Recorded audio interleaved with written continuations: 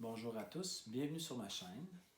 Donc aujourd'hui, je fais le déballage de la nouvelle Apogee Symfony Desktop et la mise en marche, donc la mise à jour qu'il faut faire au début et l'explication des différentes connectiques de l'interface. Vous êtes bienvenus pour vous abonner. Bien sûr, c'est le premier déballage que je fais, donc il va y avoir des erreurs de cadrage et de son. Donc, soyez indulgents, mais je veux quand même avoir vos commentaires à la fin de la vidéo. Vous aurez aussi en description les différents liens pour aller sur le site d'Apogee pour avoir plus d'informations sur l'interface. Sur ce, bon visionnement. Donc, la première étape va être d'ouvrir la boîte de transport. Donc, la boîte de la Symfony Desktop, la voici. Comme certaines compagnies qui ont commencé à faire une dizaine d'années, les boîtes font partie presque intégrante du matériel. Elles sont vraiment belles et certaines personnes veulent les garder.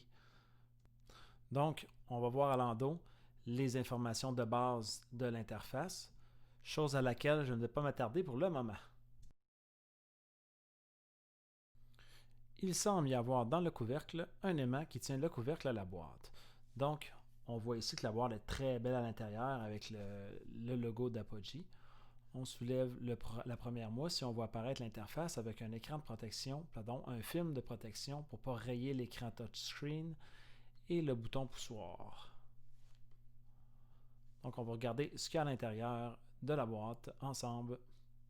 Donc, on commence par enlever l'interface et on voit aussi le Quick Start Guide, donc un guide de départ rapide qui nous indique les marches à suivre pour pouvoir mettre en marche l'interface.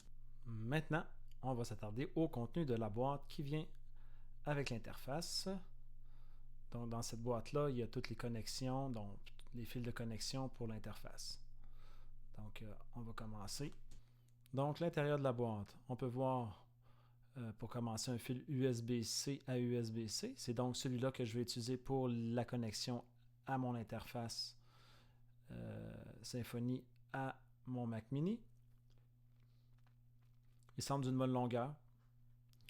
Donc, par la suite, c'est un fil USB-C à USB-A pour les personnes qui ne peuvent pas brancher dans deux USB-C. Et on voit ici le nécessaire pour brancher la Symfony Desktop à la prise de courant. Et je vais revenir à ce petit système-là de barrure plus tard qu'on doit tourner une fois entré dans l'interface. Donc ici, vous avez les différents adaptateurs. Tout dépendant dans quel pays vous êtes situé dans le monde, vous devriez trouver l'adaptateur qui fonctionne avec votre système de prise de courant, que vous faites juste glisser sur le bloc d'alimentation, chose que je vais montrer plus tard pendant la vidéo. Donc, par la suite, on peut voir la clé USB fournie par Apogee.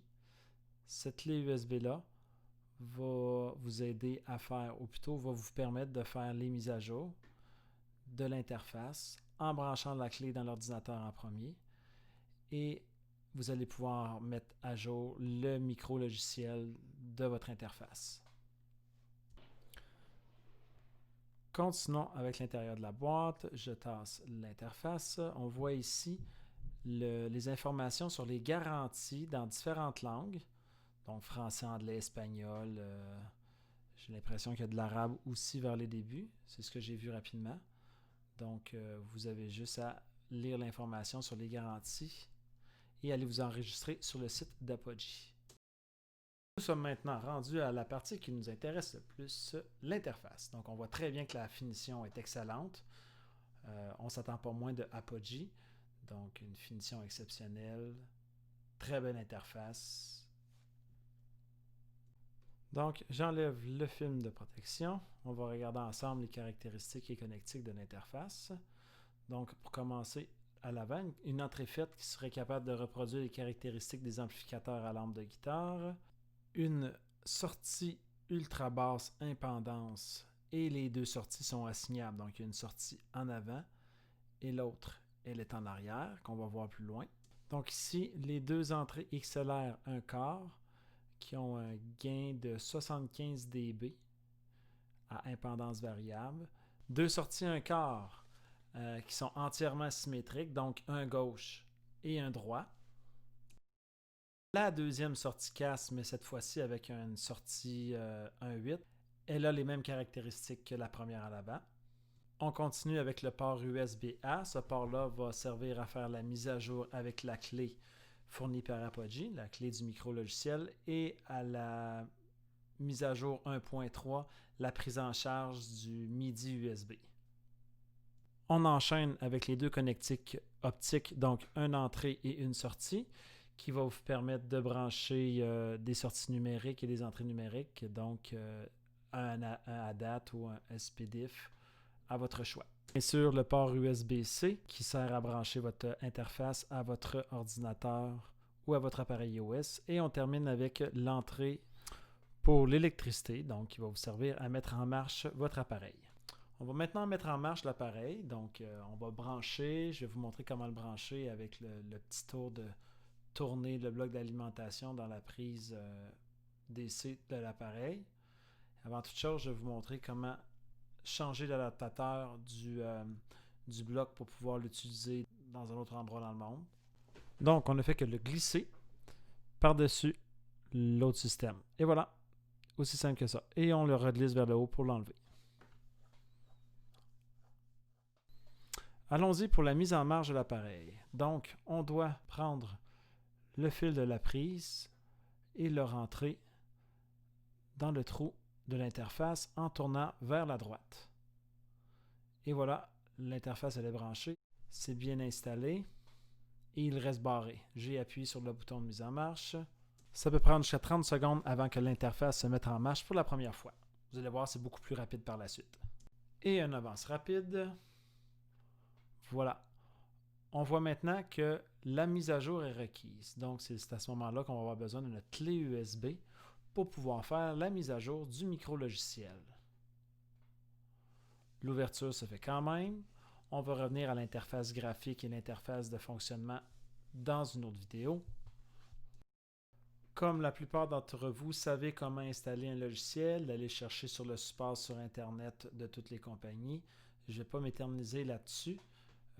Bien sûr, il faut respecter la sécurité de macOS 10, donc le bac à sable, et autoriser le disque pour l'installation du logiciel. Donc, une fois que votre clé USB est insérée dans l'ordinateur, vous n'avez qu'à glisser le logiciel de mise à jour dans votre clé USB. Et par la suite, vous allez l'insérer dans votre interface audio. Donc, il est maintenant temps d'installer le micro-logiciel de votre interface que vous avez préalablement mis sur votre clé USB, comme on l'a montré tantôt. Donc, il faut brancher l'interface à l'ordinateur avec le câble USB-C.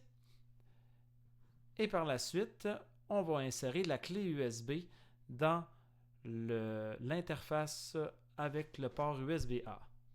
Donc, on insère la clé USB.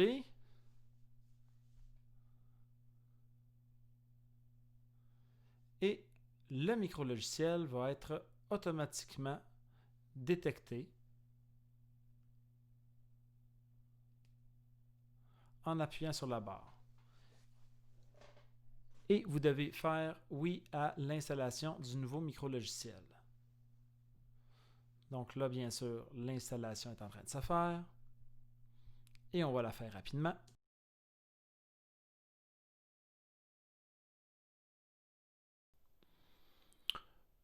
Donc, le micro-logiciel est mis à jour.